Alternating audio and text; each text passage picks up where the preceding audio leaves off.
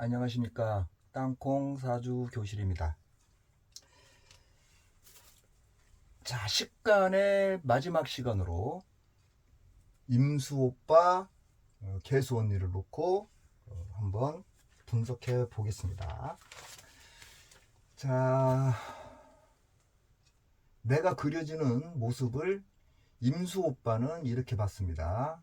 잔잔한 바다, 부딪히는 파도, 자식 사랑, 인내, 이렇게 임수 오빠 아니면 뭐 임수 언니를 이렇게 바라봤습니다. 자, 한번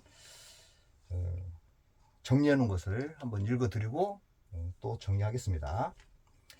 임수 오빠 속마음이 어떤지 우리 같이 생각해 보도록 하겠습니다.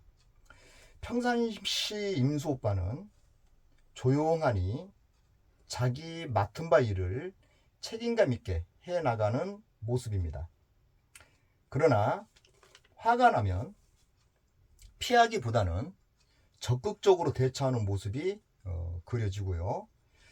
자기가 던진 말을 끝까지 주장하는 주체성이 강한 모습입니다. 그러다 보니 얼굴에 기분 나쁨이 그려져 보이네요. 욱한다고나 할까요?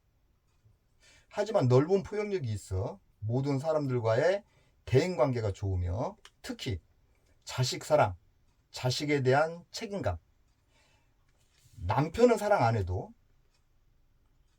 자식 있어, 자식 보고 산다 할 정도로 넓은 마음으로 품어주는 모습이 그려지네요. 참고 견디는 고집 있어서 그런지도 모르겠습니다. 하여튼 임수 오빠는 자존심만 안 건들면 주변 사람들과의 잘 어울리겠습니다. 정리해 보면 욱하는 성격에 자존심이 강하고 주어진 일에 책임을 다하며 가정에서나 사회에서나 본인과 관련되어 있는 부분에서는 최선을 다한다고 볼 수 있습니다. 자, 이렇게 정리를 했습니다. 자, 여기에서 임수일간의 공통점으로 나타나는 그 특이 부분을 조금 더 보충시켜 드리면, 일단 욱합니다. 자존심 건드려 놓으면 얼굴이 울그락불그락 합니다. 임수일간의 특징이라 볼 수 있습니다. 그 다음에 자기가 어떠한 말을 던졌을 때 그 말이 실수다, 그 상대가 당신 실수했어 라고 지적을 하면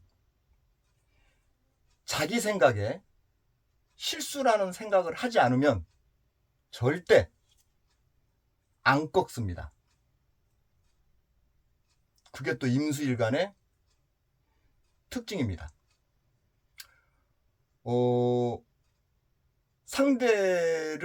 상대가 뭔가 나름대로 이렇고 저렇고 이렇게 설명을 논리적으로 해도 자기가 아니라고 생각하면 굽히지 않습니다.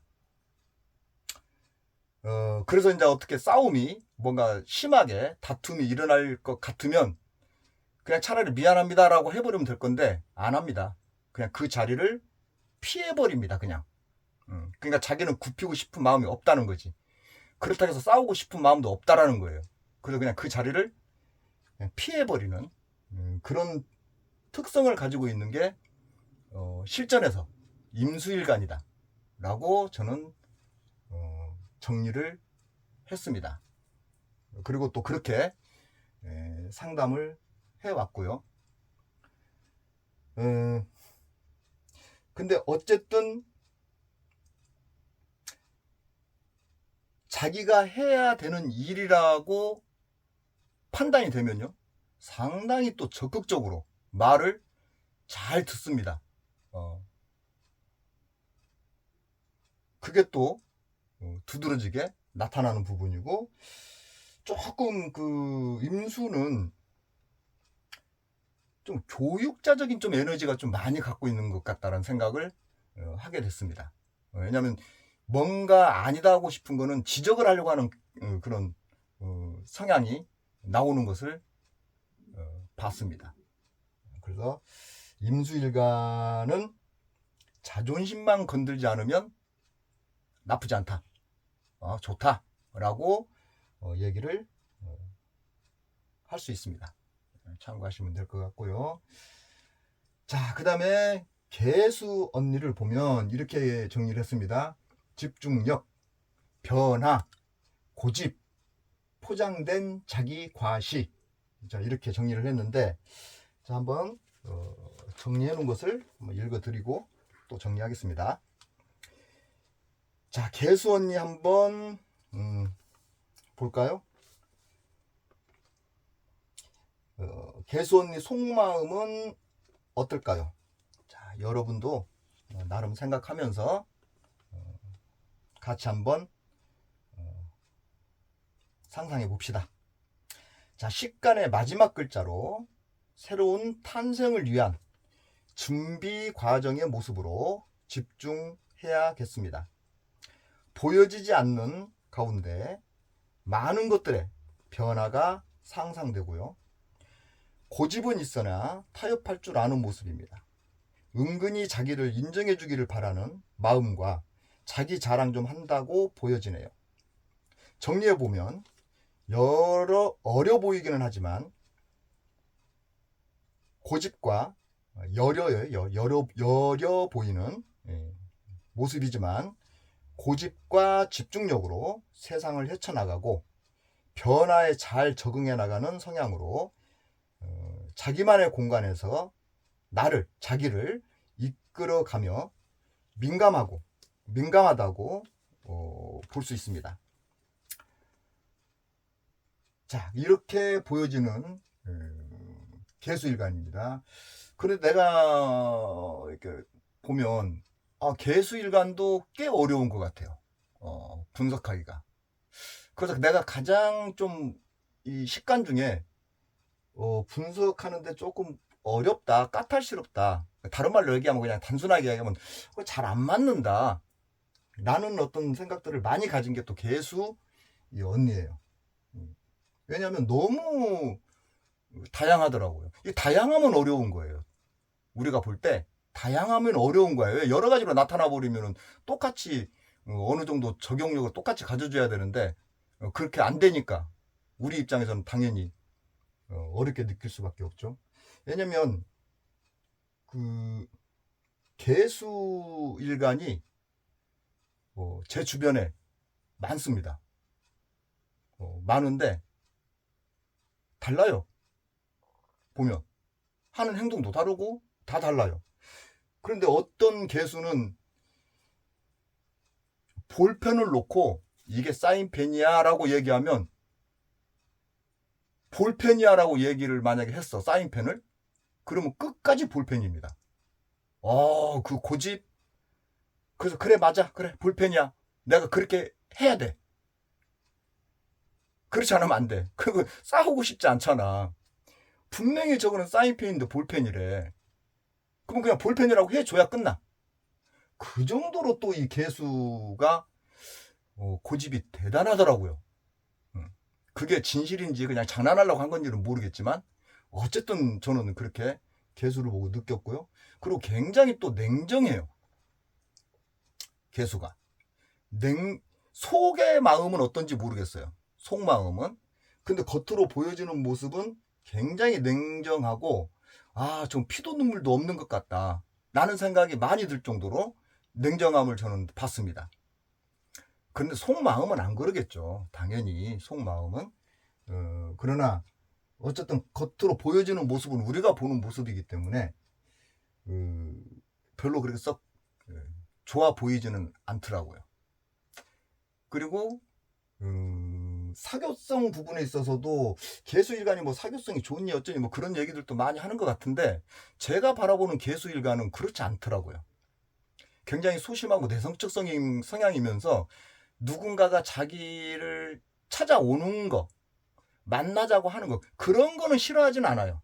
그런 거는 싫어하진 않는데, 자기가 먼저 적극적으로 보자, 놀자, 먹자, 이러지는 않더라고요.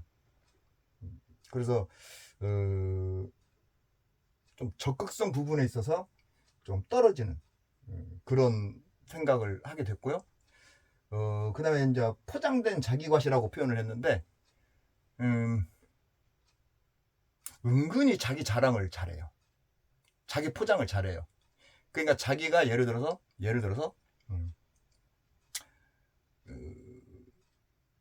타자를 만약에 친다고 쳤을 때, 타자를 조금 치는데 잘 치는 것처럼 포장하는 거 있잖아요. 아, 나는 뭐 타자 뭐 잘 쳐, 이런 식으로. 그렇게 조금 자기 과시, 좀 포장해서 남한테 자기를 갖다 드러내려고 하는 경향이 은근히 또 있더라고요, 이 개수가. 안 그럴 것 같은데도 그러더라고요. 그래서 거기에 따라서 인정해주고 그냥 옹야옹야 해주면 말 참 많아요, 개수도. 정말 말 많습니다. 왜냐, 재밌으니까. 자기가 얘기한 거를 인정해 주니까. 그리고 거기에 호응을 해 주니까. 그러다 보니까 개수가 조금 적극성이 좀 떨어져서 그렇지, 누군가가 찾아와 줘서 같이 놀자 하면은 뭐 안 놀 이유는 없는 일간이 개수 일간 아니냐, 이렇게 생각이 들고요. 일단 또 뭔가에 한번 이렇게 빠지면 거기에 따라서 굉장히 고집스럽게 집중하는 경향이 있어요. 말 그대로 내 생각이 옳아 쪽이에요. 그러니까 뭔가를 하면 그 생각이 옳다라고 생각을 하고, 그 외적인, 제가 말씀드렸죠, 고정관념에서 벗어나자.